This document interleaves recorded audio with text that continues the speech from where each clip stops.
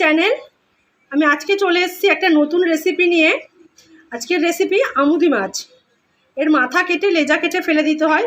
এই যে এইভাবে আমুদি মাছগুলো এইভাবে কেটে ধুয়ে পরিষ্কার করে নিয়েছি। আর আমার লাগবে আলু, এভাবে সরু সরু করে কেটে নিয়েছি, টমেটো কুচি, চেরা কাঁচা লঙ্কা, বেগুন এরকম লম্বা লম্বা করে কেটে নিয়েছি। আর নিয়েছি এখানে পেঁয়াজ কুচি, ধনেপাতা কুচি। এখানে আলু বেগুন দিয়ে আমুদি মাছের চচ্চড়ি করব। তো প্লিজ চ্যানেলটা সাবস্ক্রাইব করবেন আর ভিডিওটা শুরু থেকে শেষ পর্যন্ত দেখবেন। তো আমি প্রথমে আমুদি মাছে নুন হলুদ মাখিয়ে নেব। দিয়ে দিচ্ছি লবণ,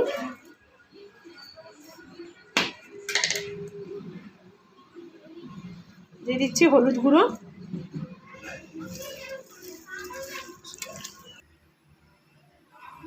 কড়াইতে সর্ষের তেল দিয়ে গরম হতে দিয়ে দিয়েছি। তেলটা গরমও হয়ে গেছে। এবারে আমি মাছগুলো ভেজে নেব।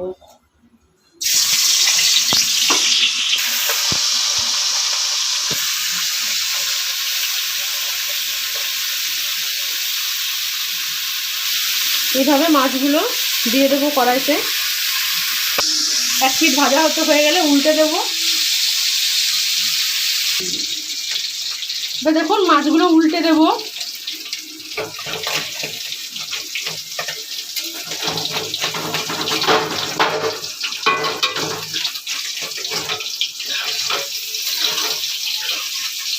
এবার আরেক পিঠ ভালো করে ভেজে নেব।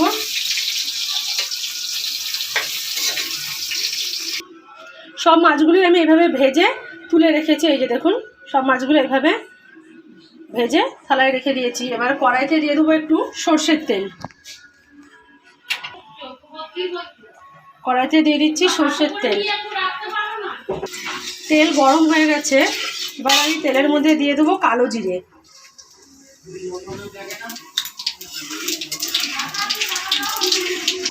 এবার দিয়ে দিচ্ছি চেরা কাঁচা লঙ্কা আর দিয়ে দিচ্ছি কেটে রাখা পেঁয়াজ।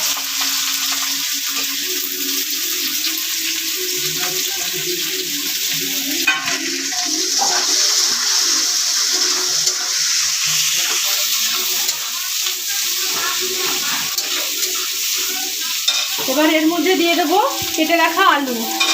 পেঁয়াজটা বেশি ভাজতে যাবেন না, আলু ভাজতে ভাজতে পেঁয়াজটা ভাজা হয়ে যাবে, নাহলে পেঁয়াজটা পুড়ে যাবে। আলু পেঁয়াজ দিয়ে আলুটা দিয়ে দেবেন।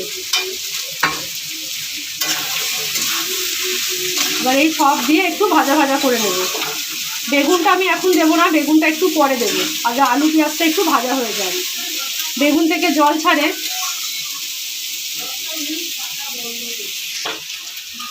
মাঝে মাঝে আলুটাকে এভাবে একটু নেড়ে দেবো।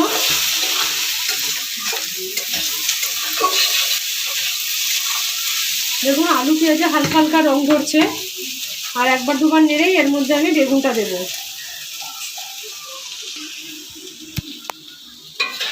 দেখুন আলুটা এবারে ভাজা ভাজা হয়ে এসছে, আলু পেঁয়াজটা অনেকটাই ভাজা হয়েছে।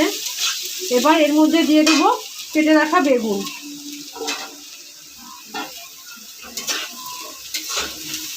বেগুনটা দিয়ে আলুর সাথে ভালো করে মিশিয়ে আরও কিছুক্ষণ ভাজবো।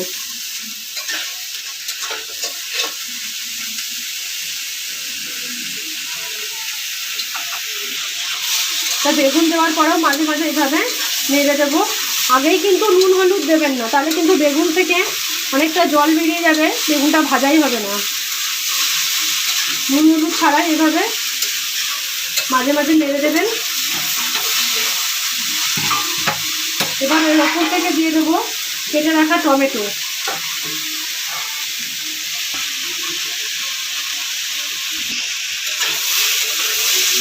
আবারও একবার নেড়ে টমেটোটা মিশিয়ে দিচ্ছি।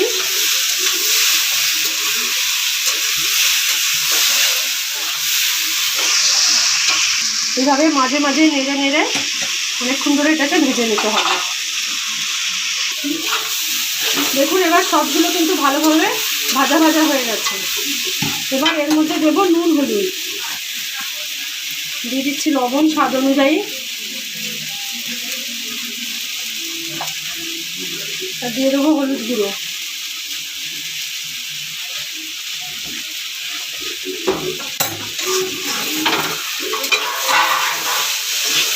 ভালো করে মিশিয়ে নেব।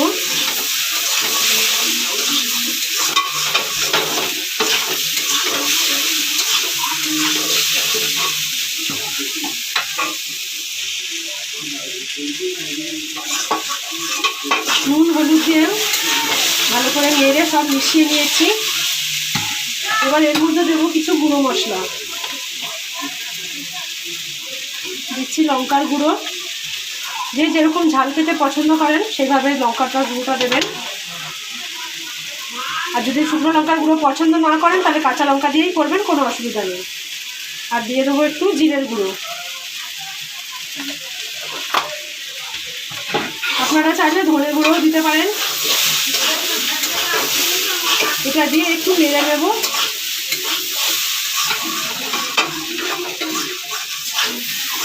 জল দেবো না, শুকনো অবস্থায় এভাবে নেড়ে নেব।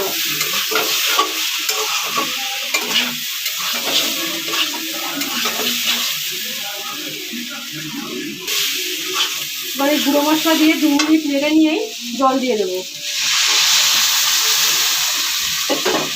সব সেদ্ধ হয়ে গেছে, তাই বেশি জল দেবো না।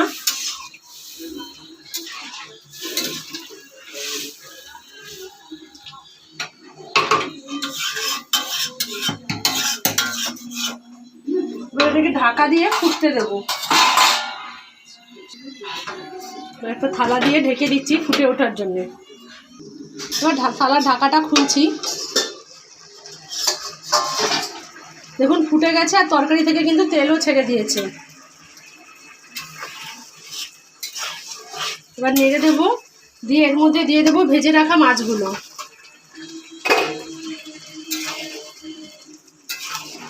এবার সবজির সাথে মাছগুলো ভালো করে ওপর নিচ করে মিশিয়ে দেবো।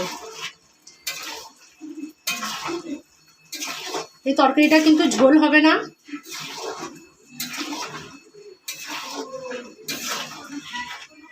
সব মাছ দিয়ে সবজি দিয়ে ভালো করে মিশিয়ে দিয়েছি।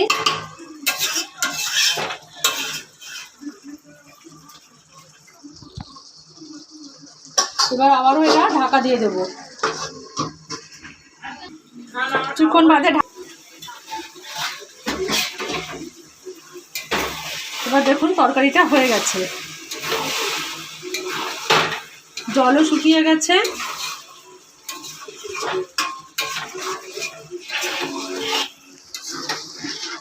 এবার এর মধ্যে দিয়ে দেবো ধনে পাতা। এবার ওপর থেকে দিয়ে দিচ্ছি ধনে পাতা কুচি।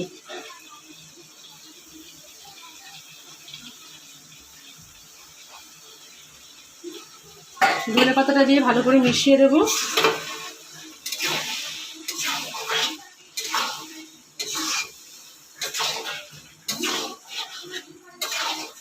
দেখুন তরকারিতে কিন্তু একটুও ঝোল নেই।